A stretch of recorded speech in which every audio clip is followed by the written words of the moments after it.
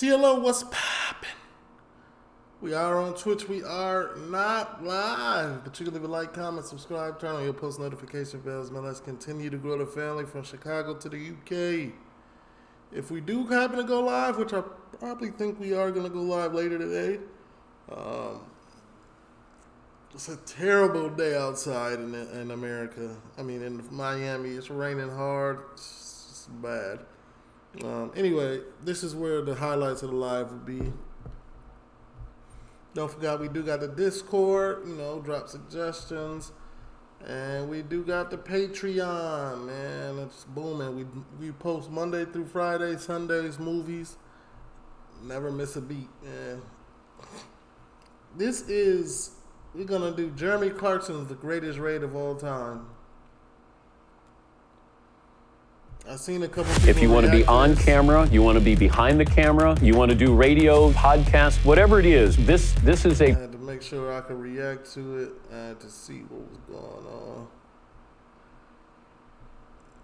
on. I was looking for a way to make some extra money. I saw this video of a guy talking about how much money he made on DoorDash. So I figured I'd give it a shot. And I'm so glad I did. Getting started is super. Anyway. North 1 is the channel. Okay. Let's get into it, man. Don't waste no time. It's an hour long. A couple of years ago, I made a TV program about my father-in-law who won a Victoria Cross at Arnhem. And since then, I've been on the hunt for a follow-up, another nugget of incredible heroism in the face of impossible odds.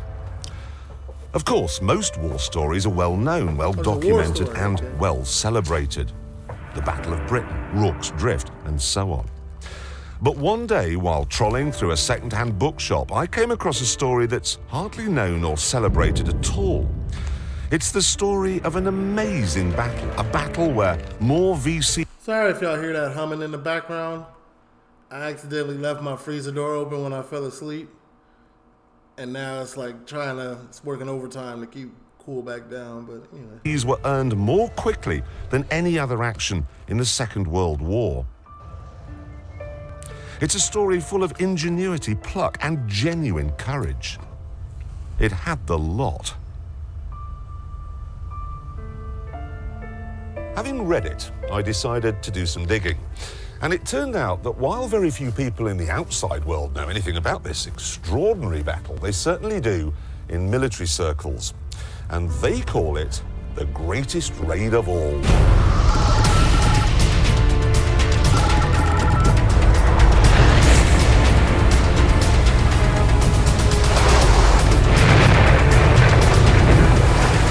In 1941, the Battle of Britain was won. But the Battle of the Atlantic was still raging, and we were losing. German U-boats were running amok among the convoys bringing supplies from America.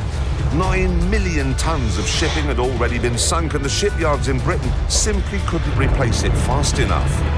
Britain was beginning to starve.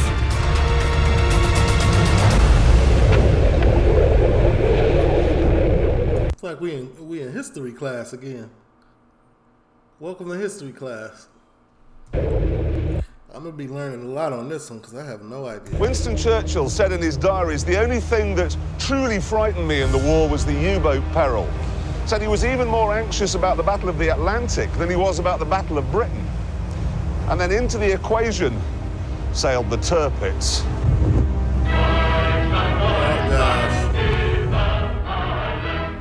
Tirpitz was the fastest and most modern battleship in the war.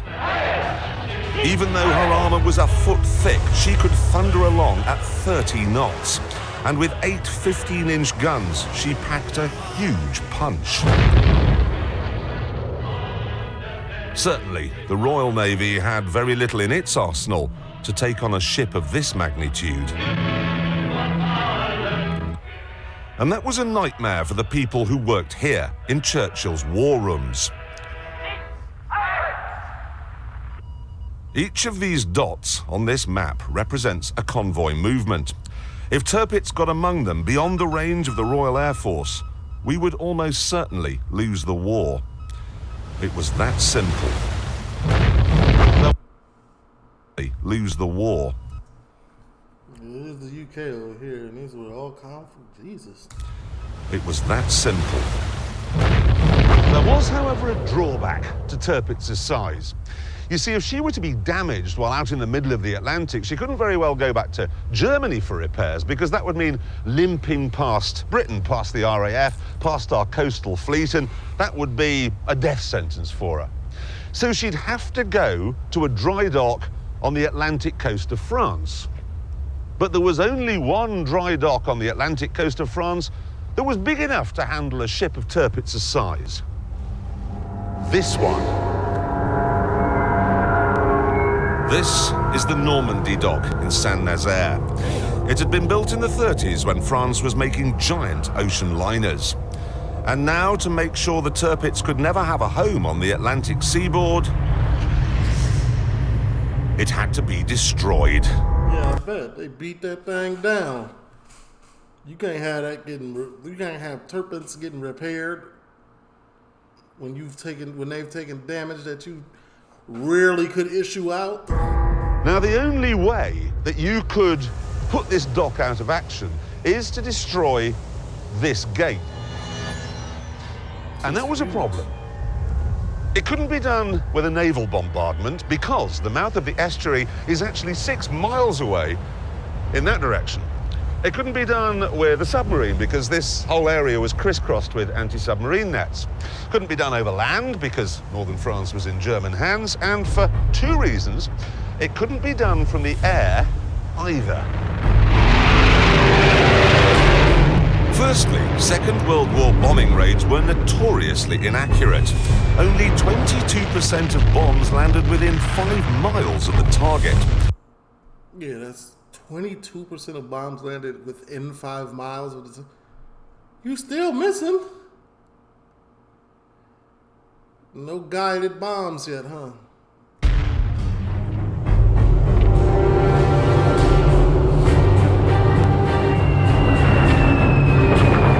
Just drop and go, no rocket propelled GPS.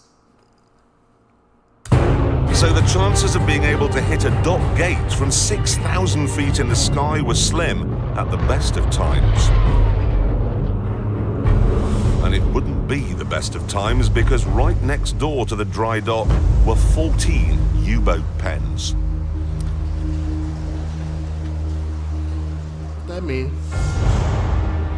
These were some of the most precious facilities in the German armory, and to protect them, the Saint-Nazaire area bristled with 80 anti-aircraft guns and artillery pieces.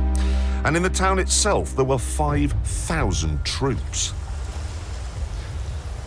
Destroying Had that thing real protected. the dock then using conventional forces, the Army, the Air Force, the Navy, out of the question.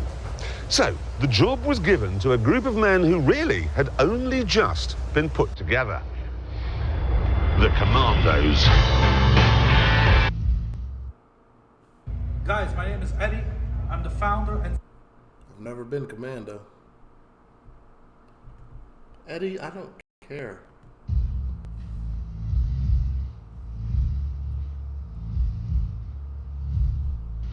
The Commandos were the brainchild of Churchill, who'd seen similar outfits operate successfully in both the Boer War and the First World War. A small number of highly trained soldiers would get in fast, do a huge amount of damage, and then So they're kind of like SEALs.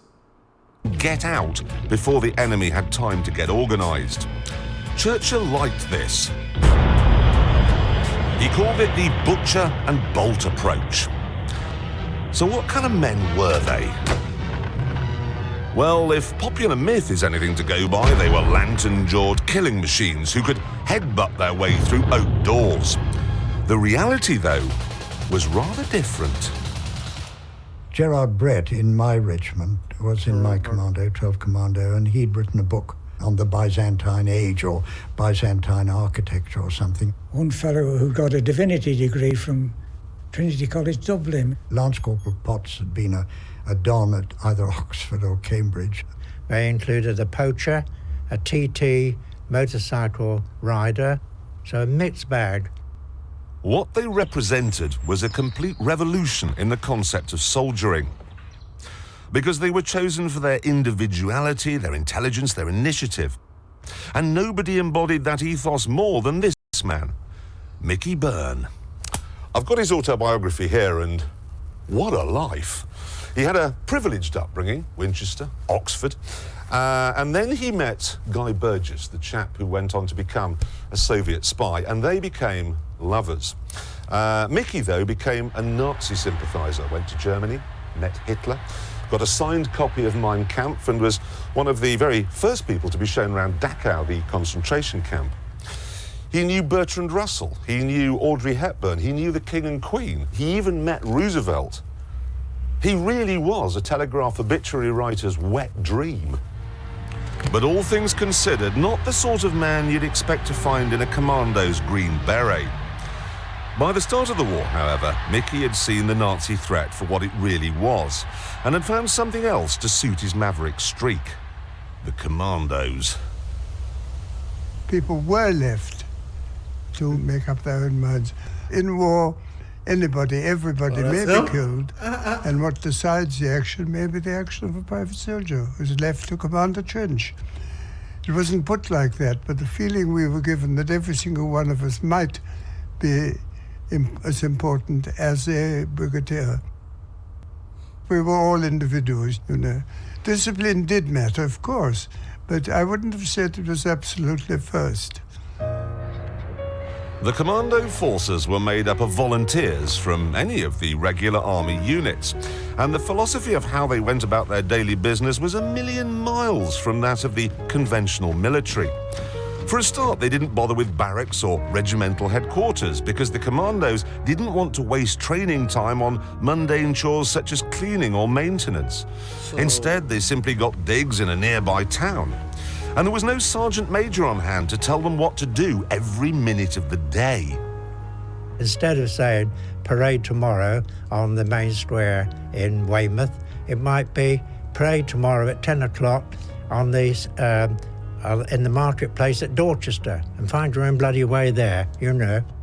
You weren't shouted at. There wasn't any of this shouting or bullying or anything that you got in the regular army. You led by example. So, you know, the officer had to do everything that you did. If the officers can do it, I can do it.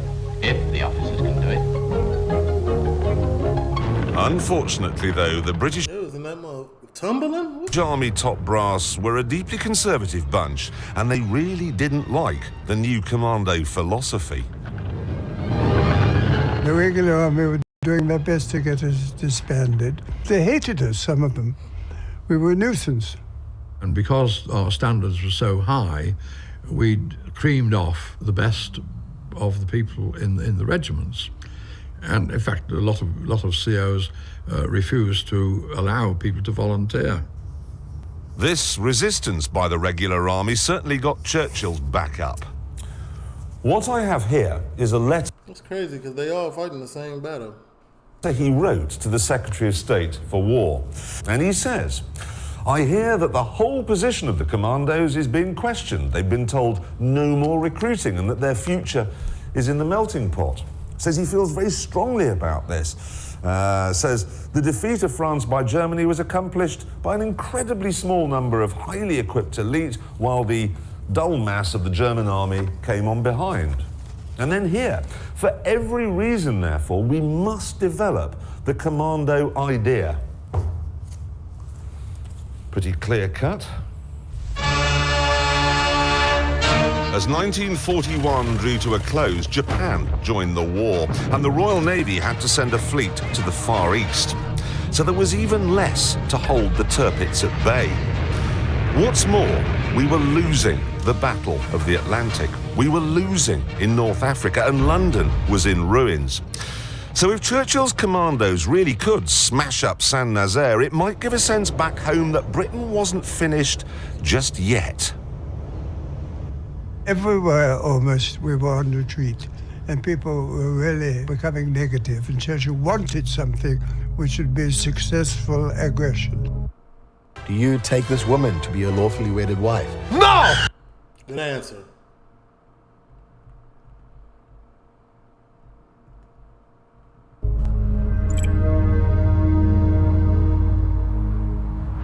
The plan to destroy the 1,500-ton dock gate was codenamed Operation Chariot, and it was certainly bold. The commandos would get hold of a couple of destroyers from somewhere and sail them from Cornwall over to western France. Now, one of these destroyers would be filled with explosives. And while the RAF distracted the Germans with a bombing raid over Saint-Nazaire, they would somehow sneak it up the estuary without being seen by anyone in the gun emplacements here, here, here, here, here. I'm not gonna lie, that seems like an impossible feat. Y'all have y'all distraction way up here. So you think this distraction is gonna pull all of these resources? Did it? Let me hear this. Here, here, here, and here. Or by anyone with a searchlight here, here, here, and here. And then, to see what happens next, we have to turn to the actual model built to plan the raid. The destroyer, with the explosives in it, would ram the dock gates here, and the commandos would jump off, and right underneath all the guns positioned to protect the U-boat pens here, they'd run around, shooting anything that moved and blowing up anything that didn't. Sound good. Sound like a good plan. No, actually, it sounds like a crazy plan, but it doesn't sound like it's gonna work. Let's be honest. Then, after the destroyer exploded, destroying the lock gate, they'd all meet here at this not at all exposed jetty and get back on the second destroyer, which somehow wouldn't have been blown to pieces while it was hanging around in the estuary for a couple of hours waiting for them to finish. It would then sail back down the estuary, past all the guns, and go home. Right. Sound like a suicide mission, man.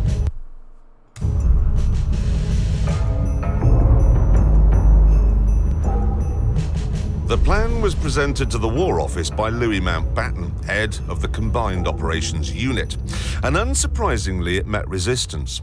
One commander-in-chief was particularly vocal. I remember he started the meeting by saying, "Well, Dickie, old cock, if you're prepared to lose all your soldiers and all your ships, I suppose you can take on this task, which I regard as absolutely impossible." I said, it's the fact that it is regarded as impossible which makes it possible. The Germans will never think we'll attempt it. Okay. So we trying to use reverse psychology?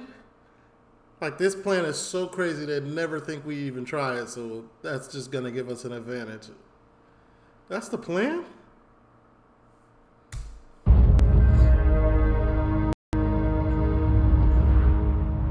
So you think they're gonna underestimate y'all? Well, that's okay. So underestimation in anything is the quickest way to lose a battle. So you maybe so.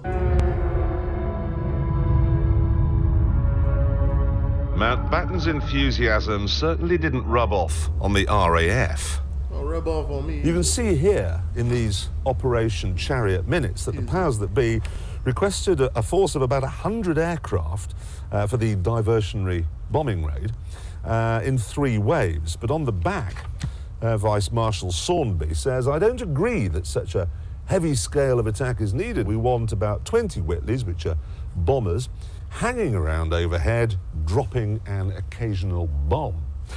And he's backed up by one of his advisors, this chap called Willits, who really says that Operation Chariot can whistle for their 100 bombers.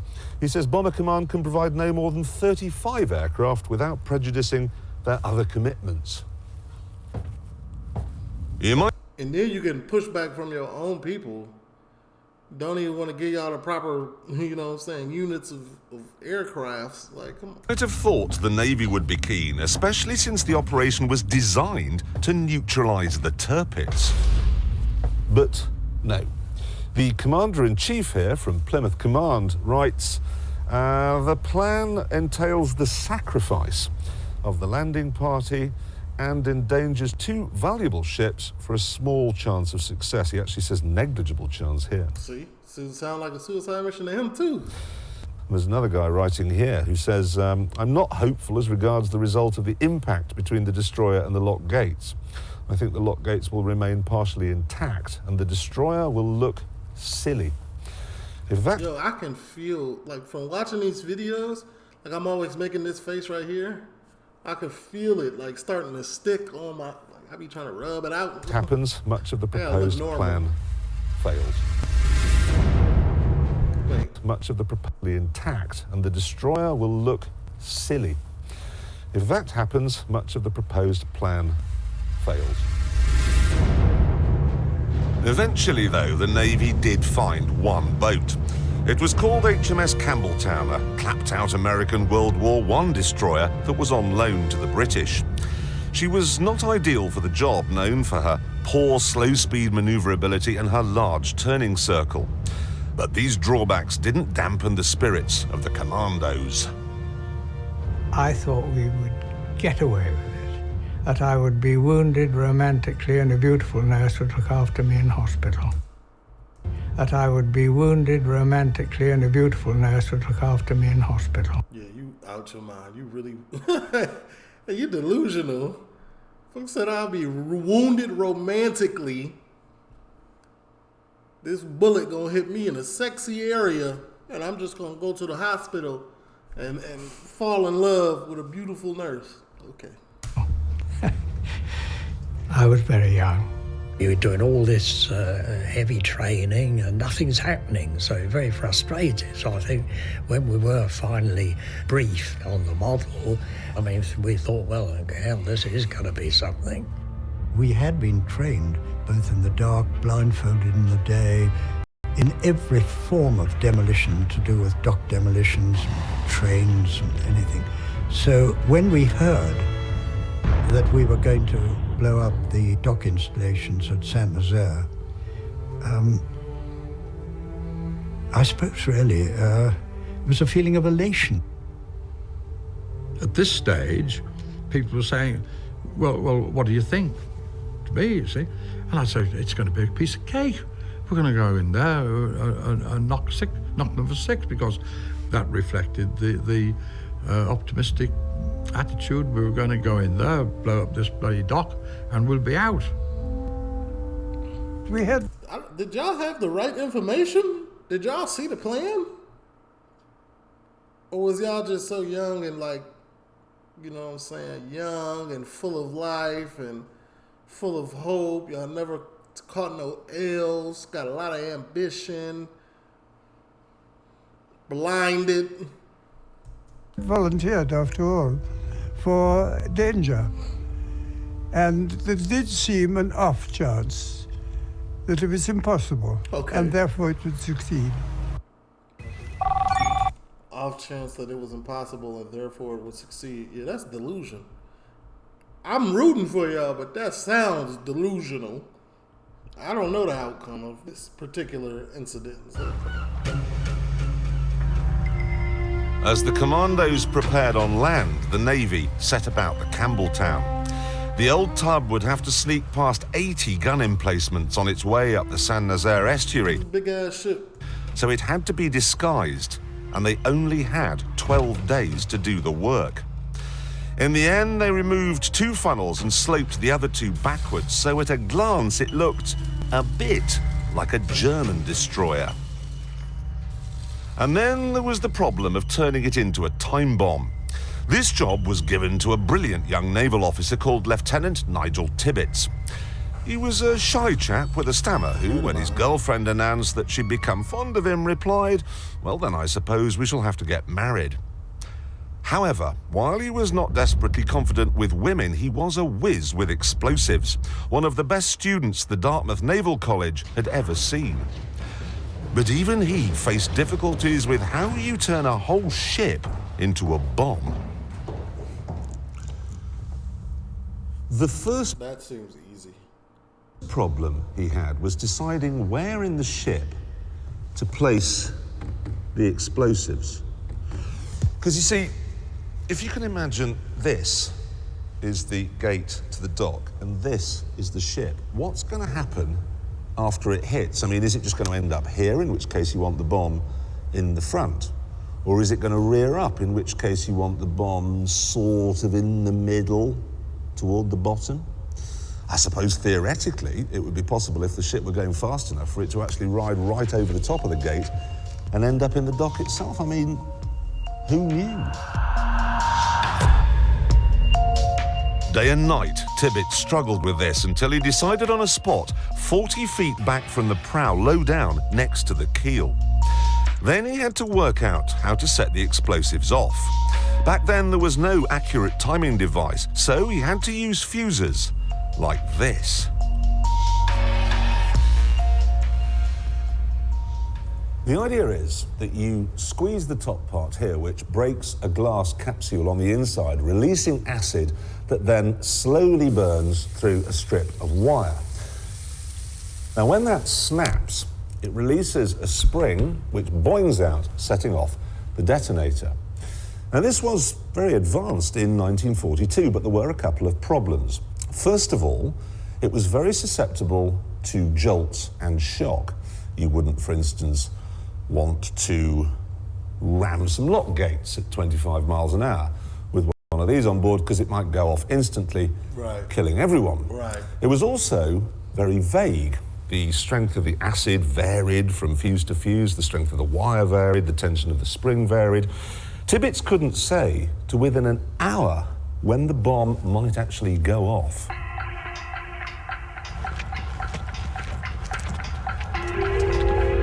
Choosing what explosive to use, however, was fairly straightforward.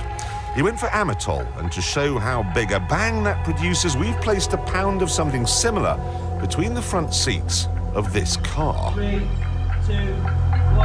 fire in! That was a pound. Tibbets was going to use 4 1/4. That was 1 pound? Blew the whole inside of that mug out, didn't he? Wait, how much was he going to use? That was a pound. Tibbets was going to use 4 1/4 tons. It's 8,500 pounds, right? Jesus. Still, even if the explosives and the fuses could be trusted to work properly, and even if they could get across to France without being detected and up the estuary without being blown to smithereens, and even if the Campbelltown could hit the lock gates exactly right and the commandos could get off and do whatever it is they had to do, they still had a problem. How do they get home again? Because the Navy wouldn't provide a second destroyer, they were instead given 16 of these.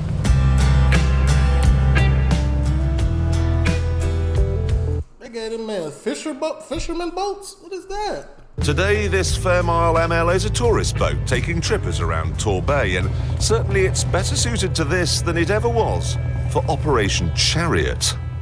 They're made of Bakelite bonded plywood. It was a cheap, mass-production boat designed primarily to make the Navy look bigger than it really was. Okay. It was filler. Speed all who sail in her. It certainly wasn't particularly good in the open sea. It tended to roll badly in a swell, which made everyone on board queasy. It's not so bad if it was only used to bring the soldiers home, but this little fleet would also be used to get half the commandos out to Saint-Nazaire as well. So there'd be 15... Stop. This is making me seasick. Commandos wedged down here with all their kit. And when they got to the other end, they'd be expected to get out and start fighting immediately. It's a jerry.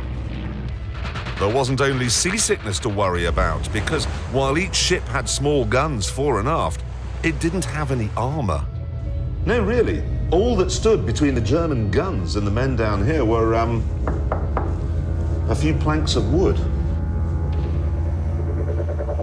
And to make matters worse, each boat was fitted with 2 500-gallon long-range fuel tanks, which were completely exposed on the deck. Campbelltown. On the deck? One thing hit that, it's over. Was a bomb on purpose. These things, they were bombs by accident. Honestly, it's hard to think of any vessel less well suited to the job in hand. A canoe? The commandos were hard men, good fighters. But they'd been picked for their intelligence as well, so they must have known that... Hey, y'all. Hey, please don't forget to hit the like button, bro. I be having videos with 2,000-3,000 with 80 likes. Like, that don't even make sense. the chances of getting to Saint-Nazaire were small. The chances of doing the job were microscopic. And the chances of them getting home again on a wooden boat, groaning under the weight of exposed fuel tanks past an alerted enemy were virtually non-existent. They must have known that Operation Chariot... I wish I could react to Top Gear, man. Top Gear is blocking everything now. I ain't even gonna try. It's blocking everything. For the vast majority, was going to be a one-way ticket. We were all of us told if we wanted to leave a letter for our next of kin or our loved ones, you could do so, and you wrote on the envelope to be posted in the event of my failing to return. That's a red flag for me. I'd have been like, wait, what you want us to do that for? You can't, hold on. I mean, I guess it's always like never a guarantee in war in any type of battle with any type of equipment, good or bad, that you're coming home, but come on now. Y'all got me on a wooden boat with a 500-gallon tank of gas on top of it. Like, I'm going through 80 gun things. Like, nah, I'm good. I don't know about this one.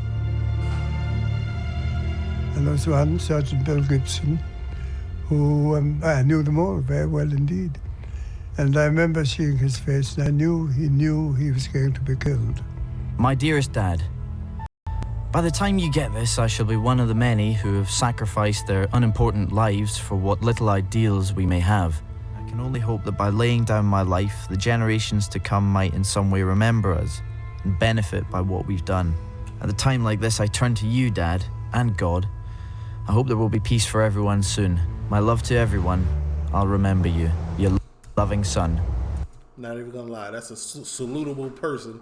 That's okay. If their mindset is like that, okay, I'm giving it up for future generations so we could be at peace, which was really what it was. You know what I'm saying? But me right now, you know what I'm saying? Like, Bill. Somehow I thought it's unlucky to write your last letter to your parents. No, my attitude was I'm coming back. Two of men came to me and said, would you take these letters home to our wives if we're killed? And I said, but wait a minute, I'm going with you. Oh, you won't be killed, I said. They were both killed. Dang. So they knew they was getting up out of there. They had complete faith in you, though. What that say about you? That say you was out here really doing stuff. Saint-Nazaire raiders weren't allowed to reveal details of the operation to their loved ones. But for the bomb designer Nigel Tibbets, recently married and the father of a young son, the thought of keeping his wife in the dark was too much. So he told her. And she said afterwards they both sort of knew he wouldn't be coming back.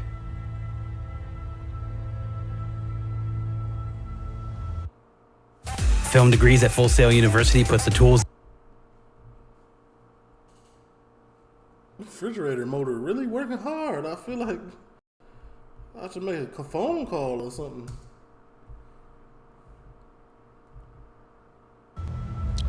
So as the commandos gathered here in Falmouth in Cornwall, ready to join the Campbelltown and the little boats that were anchored out there in the bay, Lord Mountbatten gathered them all together, and very unusually, he said to them that any man who wanted to step down could walk away without a stain on his character. How many people left? Not one of them did.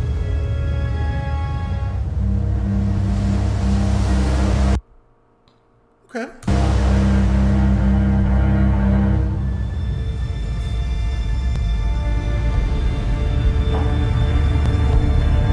At 2 p.m. on the 26th of March, 1942, the Armada set sail. I'm not gonna lie, they would have said that to me, I All right, y'all. Hey, look.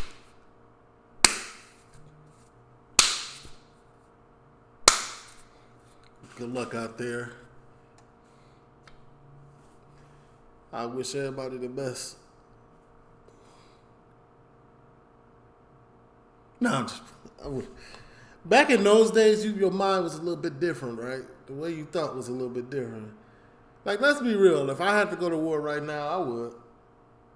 Would I like it? No, I would not like it. But if I had to, like for my, for the existence of my daughter's well-being and her future, like that would be the only thing that would keep me moving.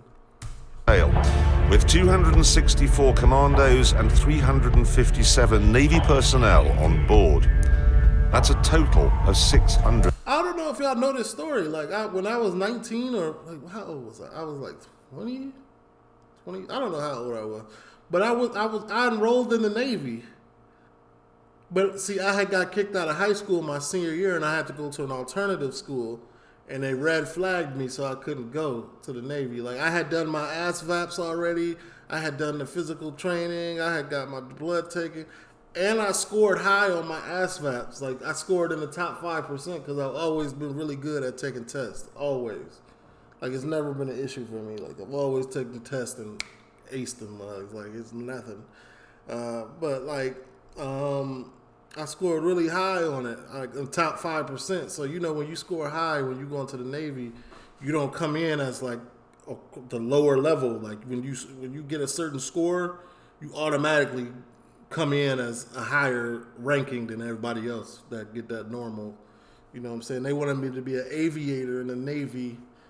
Like, they wanted me to fly planes and shit and things of that nature. It was cool. I was ready for it at the time. I was excited, but that shit blew me because everything happens for a reason. You know what I'm saying?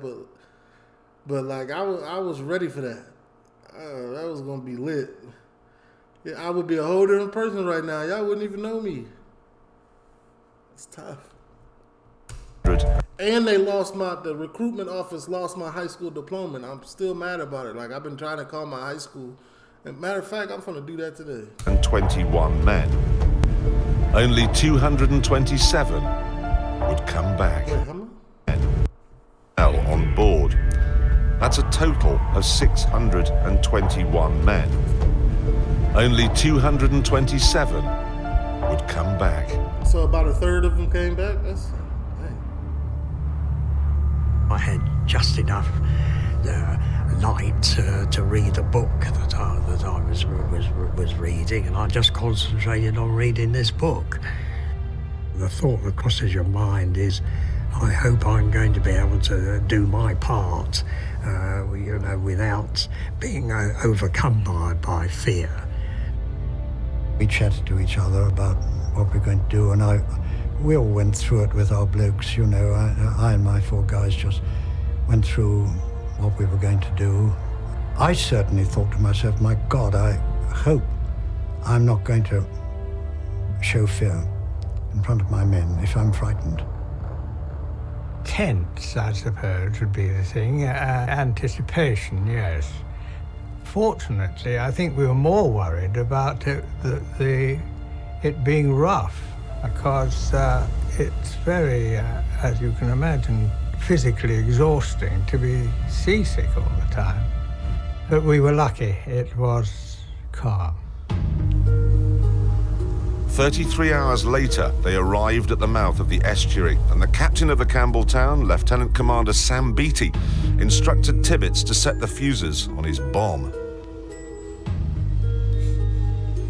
He then began to creep up the estuary. Ideally, he'd have stuck to the deep water channel, the channel the Tirpitz would have used. But this would have meant hugging the northern shore right under the noses of the German sentry. Yeah, that's too crazy. You moving wild, man. You right up under them.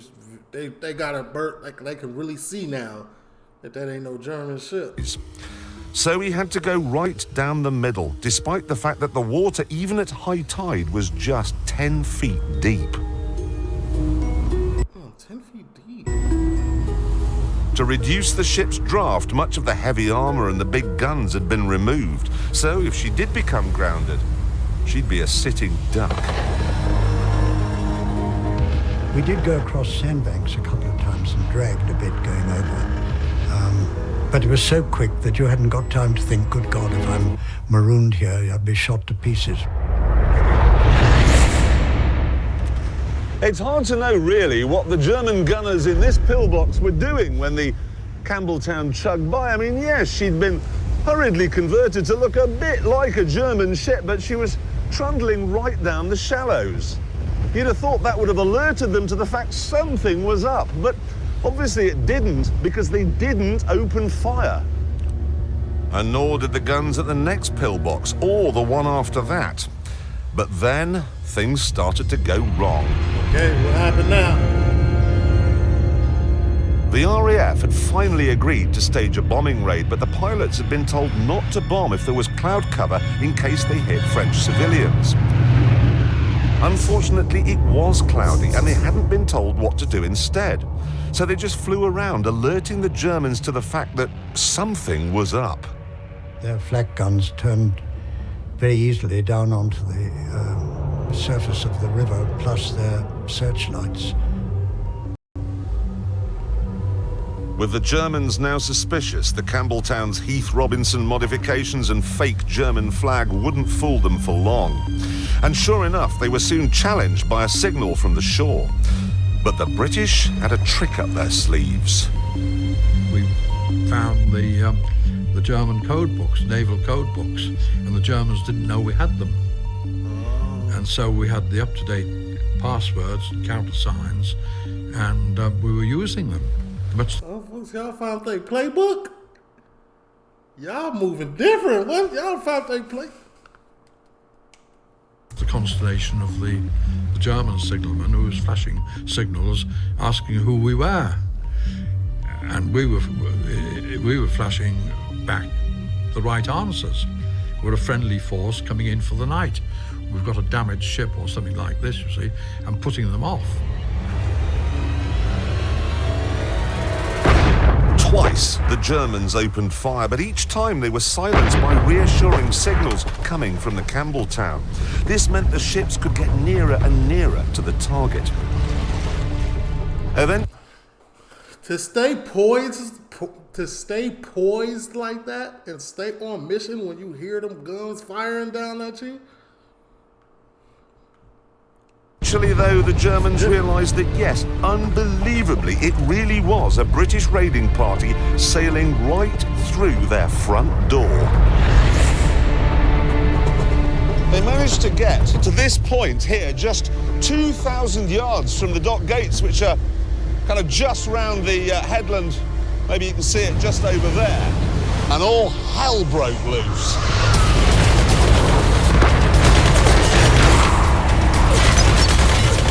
There was an awful lot of stuff hitting Campbelltown. I mean, it was absolutely hitting our poor little MLs, but Campbelltown being the big target, you know, and there was a sort of glare of searchlights.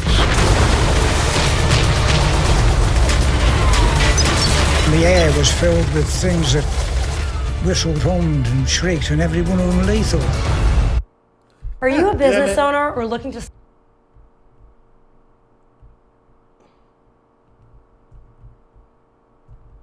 The main focus for the German gunners was the bridge of the Campbelltown, where the captain, Beatty, was trying to keep a steady course by calling out steering directions.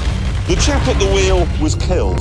His place was taken by another rating who was killed almost immediately. So then a chap called Montgomery, who was a Royal Engineer, took over, and he was standing there thinking, what do I do with this? When suddenly there was a tap on his shoulder and a voice said, I'll take it, old man. And it was Tibbets, the egghead, the brilliant scientist from Dartmouth, the man who designed the bomb in the bow, found himself at the wheel as the destroyer was on its final charge.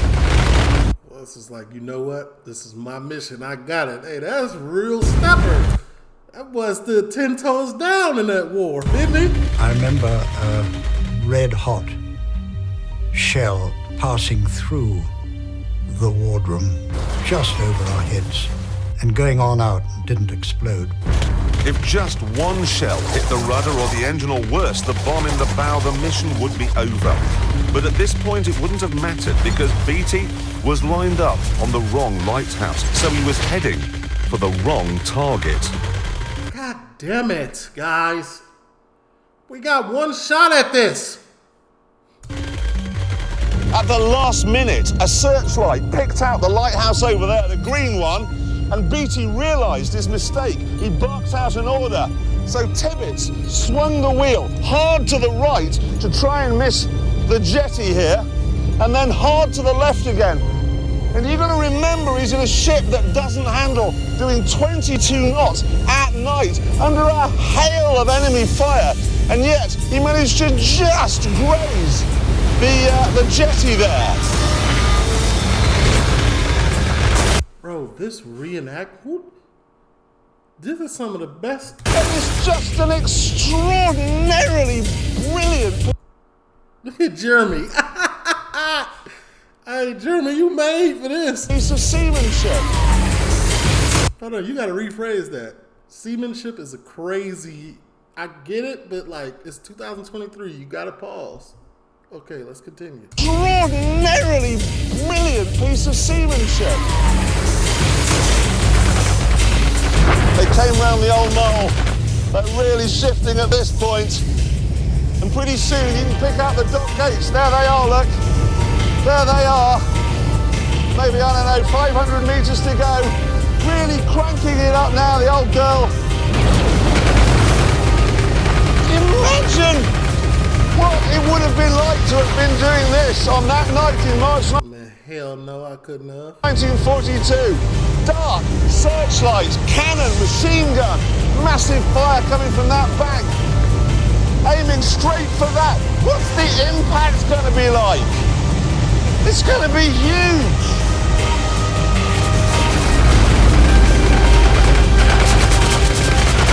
So basically, they just wanted to hit that to flood it, so they can get these ships out the way.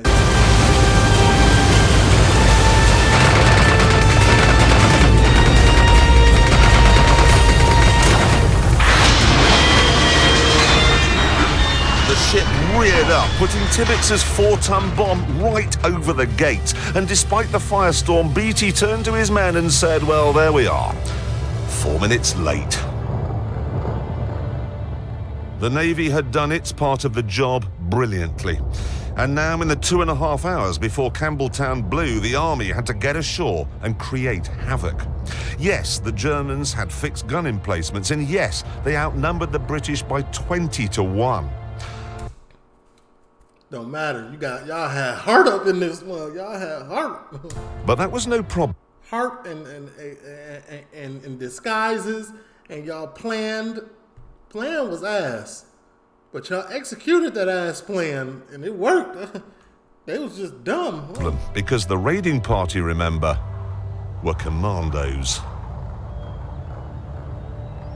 They may have been picked for their intelligence and free thinking, but my God, they were tough.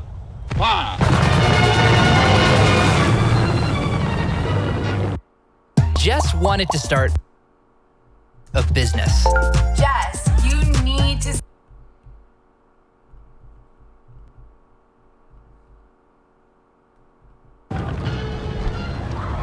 The backbone of their training was speed marching, and each commando unit would compete to see who could go the furthest in the shortest time.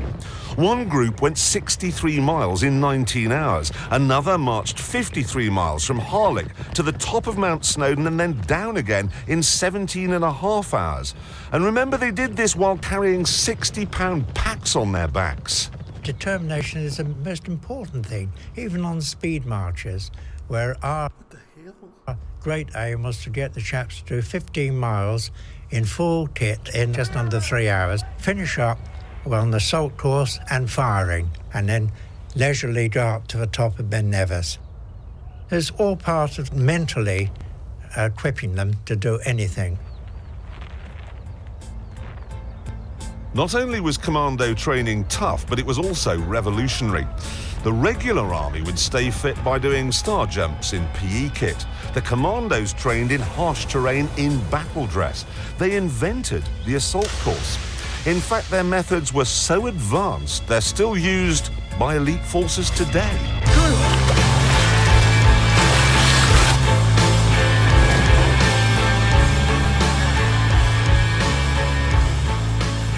A determination, doing things which you thought you couldn't possibly do, like on the Tarzan. Like, I ain't even gonna lie, like, my whole thing of going to the Navy, I don't know where my mind was at this time, but I was trying to be a SEAL. That's probably why I scored so high on that ASVAB. Like, I was trying to really go do that. I was trying to go do that to somebody out there. I was trying to get up close and personal on something. You know what I'm saying? Course on a rope bridge or the death line. And don't forget, the chaps and commandos weren't super men. They were ordinary chaps from all walks of life, but they were trained well, trained to get the edge. And instead of doing weapons training on rifle ranges, commandos practiced in massive mock battles with live. And what's crazy is I was heavier than I am. No, I was lighter than I am now, like weight-wise. But I've always been heavy. Like my body fat has always been low, and I've always had a lot of muscle. So when they was looking at me like, man, we might be a little too heavy. They was like, you might be a little too heavy, but you know, they also do it by body weight. I mean, fat, like percentage body fat. And I was like, oh, no, we good then. I'm heavy because of muscle. And then they did my body fat, and I was only 11%. I was like, yeah, told you. You feel me? Let's get it. I was determined. And I ain't even gonna lie, I was so disappointed when they did that. Man. Fire. All the weapon training was geared to offensive action. A little example, the Bren gun was normally fired on the ground, but why not use it, firing it from the hip? And this was an innovation. Rambo. And they weren't just revolutionary with guns either. They also learned unarmed combat, stuff no regular soldier had ever even heard of. How to tackle a bloke with your bare hands. Knock him out, spoil his prospects and pinch his weapon. And he's got... Who said spoil his prospects? Wait a minute. Bloke with your bare hands.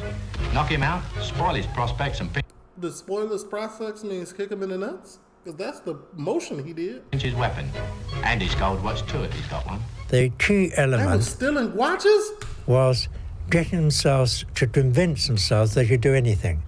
And you can only do that in the military sense if you train people to urge them on and overcome their inner fears and give them supreme confidence.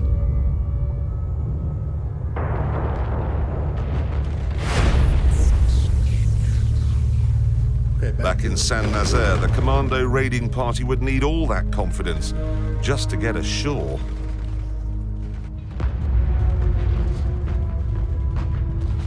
We went up on deck and we went to the bows of the ship. Well, the 12-pounder had been hit. There were a lot of dead bodies lying around the place, a lot of blood on the deck, and there was a hole in the deck. I remember Johnny Proctor lying there with his leg blown off, cheering us on. When I came up on deck, there was a brilliant flash and a ear-shattering explosion, and I felt a blow on my knee, which I felt like a sledgehammer, and it knocked my knee on one side, and I fell to the deck. And I was lying there, and suddenly somebody grasped the rucksack and pulled me on my feet and said, "You all right, lad?" And it was Major Copeland. He said, "Bumbo, lad, at port side. Don't hang about here, it's decidedly unhealthy." Tibbets and Goff were there, and they were holding these scaling ladders, and these two chaps were laughing and swearing and so on. And I think we probably dropped maybe even 8 feet down onto the dock. The next thing was Germans, and they said, "Handy hoch," and I said, "Handy hoch to you." While Tiger was having a set-to with Jerry, the demolition teams were on their way to their targets. One of the main targets was this underground bunker, because down there, and I'm not absolutely certain how I actually get down there, but anyway, down there are the pumps that were used for emptying all the water out of the dock. Stairs. Yeah, The job of smashing this place up was given to a team of 4 commandos led by Lieutenant Stuart Chant. Chant, a stockbroker in peacetime, had to place the explosives even though on the way to the pump house he'd been wounded in the left leg, the right arm, and both hands. Unfortunately, the explosives had been pre-rigged in England with very short fuses. So Chant sent his men back up to the surface in relative safety, knowing that when he lit the fuses, he'd have just 90 seconds to climb 7 flights of stairs and find his way through this maze of aerial walkways. That's doable. 7 flights of stairs in 90 seconds is very doable. But it's the confusion of the walkways that's probably... In the pitch black, because there was no light down here then, while pretty badly wounded. He was a brave man.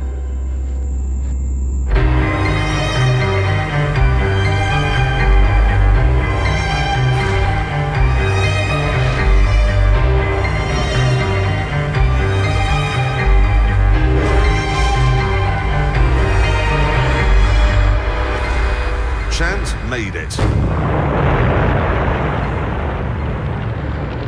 And the pumping house was gone. And meanwhile, other teams were having similar successes with the winding houses at both ends of the dock.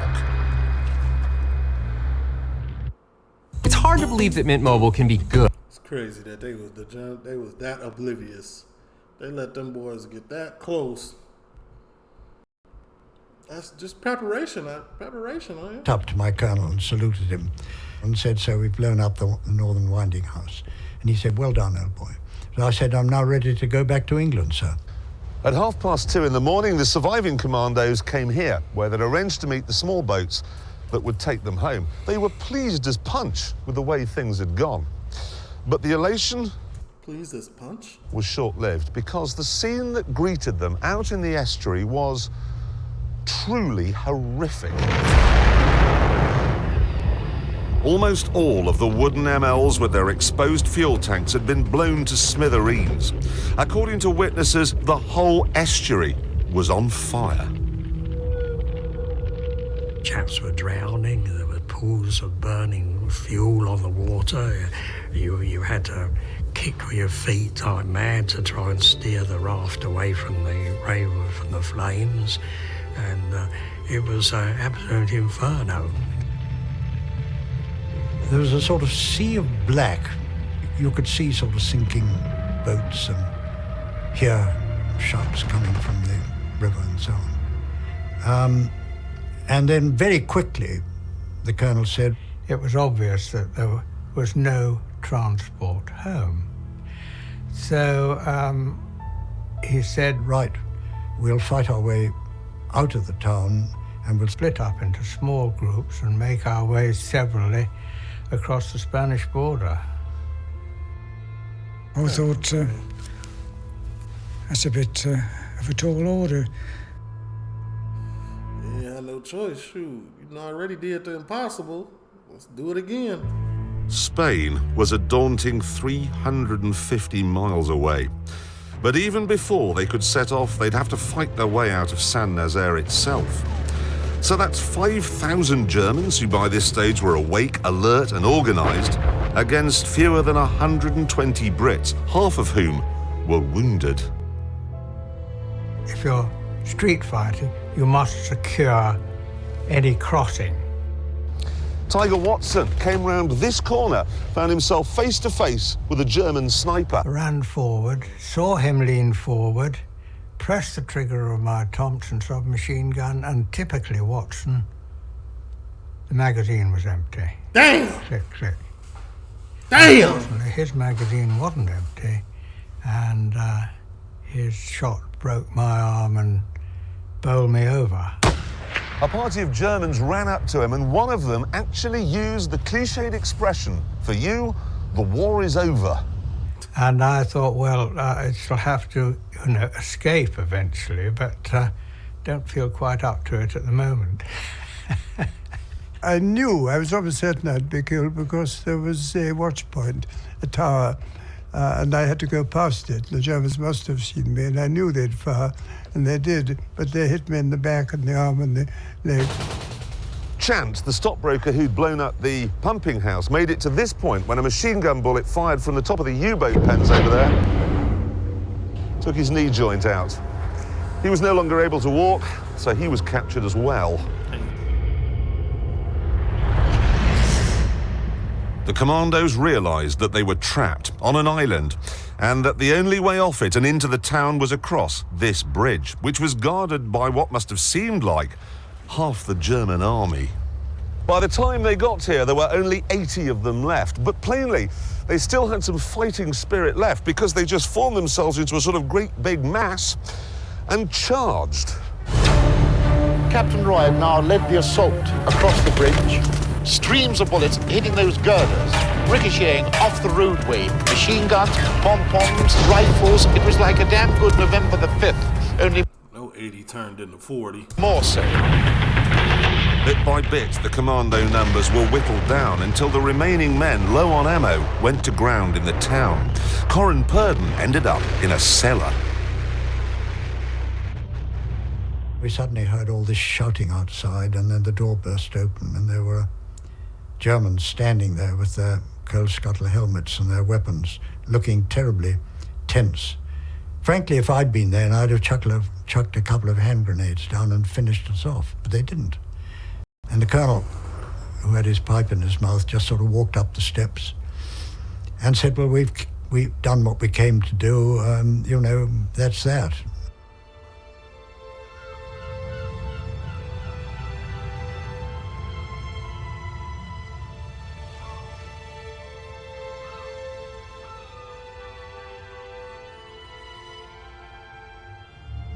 As dawn broke, the battle was pretty much over. Just 5 of the landing party would eventually make it to Spain and freedom, and 222 would escape the horror on the few remaining wooden boats. Of the 600 or so men who'd come to France the previous evening, 214 had been taken prisoner, and 168 were dead. And worse still, it was now 7 a.m., 3 hours after the bomb in Campbelltown's nose was supposed to have gone off. And it hasn't. After we were washed ashore, we were put in the back of the lorry, driven into the town, and we were in this big room, and the Germans brought in a sailor. They fished out of the river and put him on the table and said, you know, you try and revive him. And we tried to get the water out of his lungs, and by this time we were saying to one another, you know, the Campbelltown hasn't gone up. The British could only console themselves that despite the failure, they had at least fought like lions. They were patting us on the back now, the Germans were amazing. Yes, I mean, they probably couldn't believe it, that anybody would venture up into a submarine base heavily defended. Some of the stories of bravery were incredible. So it didn't go off later or nothing? Mr. Dartmouth then did all... Incredible. Out in the estuary, one of the surviving MLs had gone head-to-head with a much more powerful German destroyer. The British gunner, a commando called Sergeant Tom Durran, was asked to surrender on a number of occasions, but even though he'd been shot 16 times, he kept on firing until he was overcome by the loss of blood and passed out. But the story doesn't end there, because the captain of the German destroyer was so impressed by Durrant's bravery that when he landed, he took the trouble to find the most senior British officer and said, look, I don't know who was on that gun on that little ship, but whoever it was should get your Victoria Cross. And he got it. One of 5 awarded as a result of the action that night. Hey, when the ops give you praise... So the commandos had fought well, but all they had to show for it was a destroyed pumping house and 2 damaged winding stations. Even at 10 a.m, the Campbelltown still hadn't exploded. And by this stage, the ship was crawling with German souvenir hunters. There was a real possibility the bomb might be discovered and diffused. At one point in the morning, Mickey Byrne was marched along here, right past where the Campbelltown was embedded in the gates, and that called for a remarkable piece of acting. He couldn't look pleased that it was crawling with Germans, he couldn't look quizzical, wondering why the bomb hadn't gone off, and nor could he look afraid that it might go off at that precise moment, blowing him to pieces. Among the prisoners was the Campbelltown's captain, Sam Beattie, who was being held in a nearby hut. I was interrogated by a German who spoke very good English. He discovered that I'd been in Campbelltown, and he was remarking that it was no good ramming a stout gossoon like that with a flimsy ship. At that moment... Oh, this the moment it went off, ain't it? He was ha ha ha, keep talking. Blicky blick. Blicky bow. I'm taking a break. Can't you wait? There was a bang. The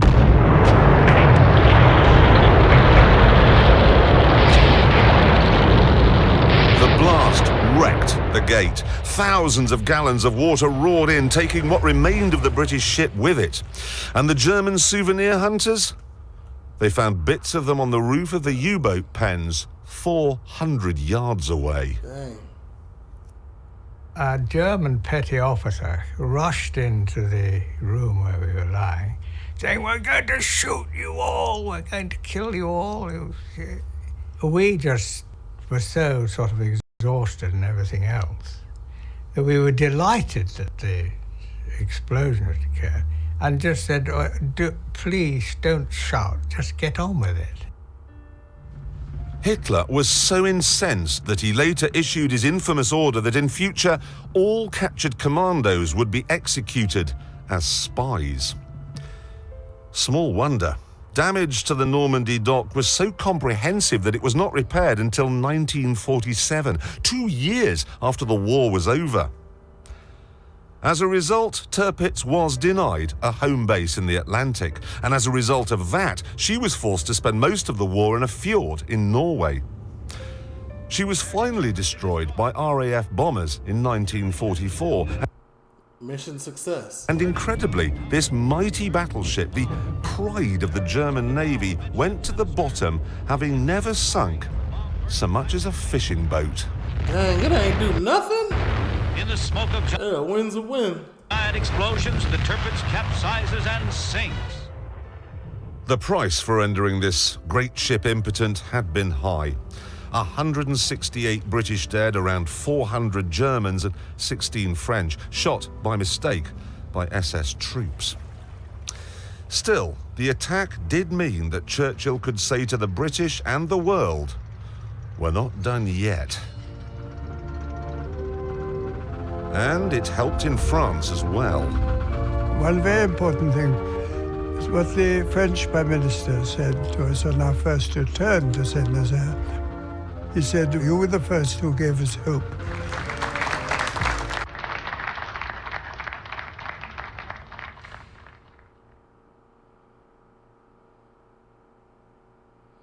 Oh, this is like a memorial. Are you on mute or something?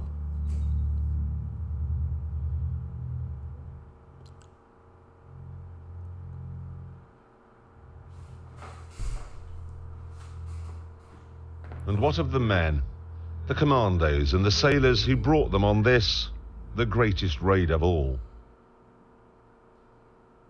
Well, Tommy Durrant, the sergeant who took on a German destroyer, was captured and died of his wounds shortly afterwards. The bomb designer, Nigel Tibbets, after he'd steered the Campbelltown into the dock gate, helped wounded men onto a nearby ML and headed for home.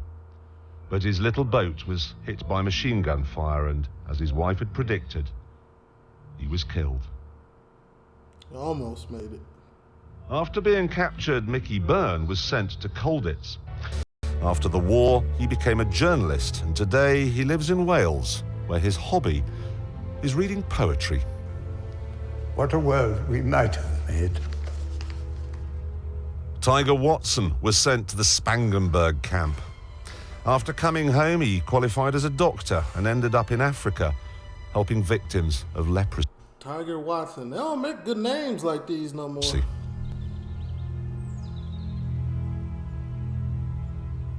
I can't imagine all my senses being so alert. You know, every sense of hearing and looking and your heart pumping. Well, certainly will be the most exciting thing of my life.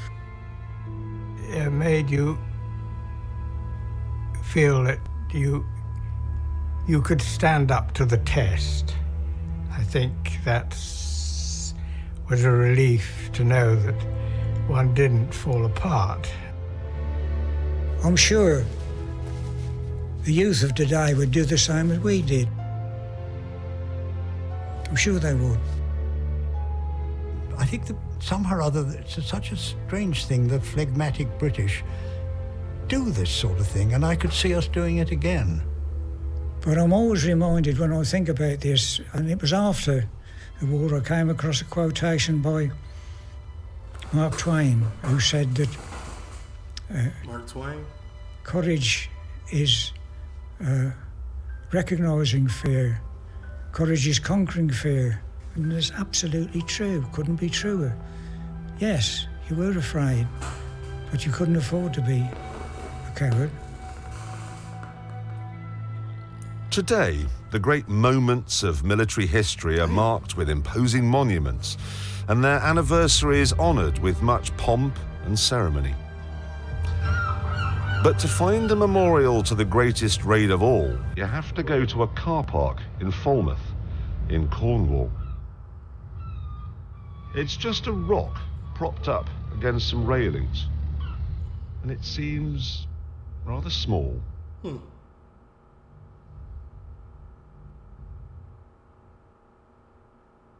Always had the feeling that anything that really offers some hope, whether it's international or national or even individual, some idea of your own, and it's impossible, never think so. Try it. Good night. Okay, good night. Shit. That was a good one, man.